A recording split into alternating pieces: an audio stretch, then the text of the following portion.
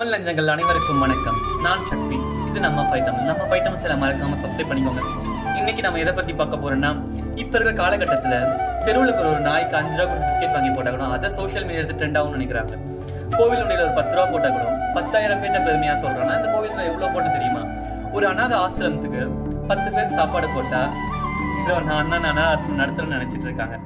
ஆனா தானம் செய்வது முக்கியம் அல்ல, தானம் செய்யும் காரணம் ஒண்ணு இருக்கு. ஒரு நாள் புத்தர் ஒரு தெருவிலே நடந்து போயிட்டு இருக்காரா. ஒரு அம்மா தன் குழந்தை கையால கொஞ்சம் அரிசி போடுறாங்க. நீ உன் குழந்தையால நீ சந்தோஷமா வாழ்வ அப்படின்னு அந்த புத்தர் சொல்றாரு. இதை கேட்ட பக்கத்து வீட்டுக்காரி என்ன பண்றான்னா, தன் குழந்தை கையிலயும் கொஞ்சம் அரிசியை கொடுத்து போட வைக்கிறாங்க.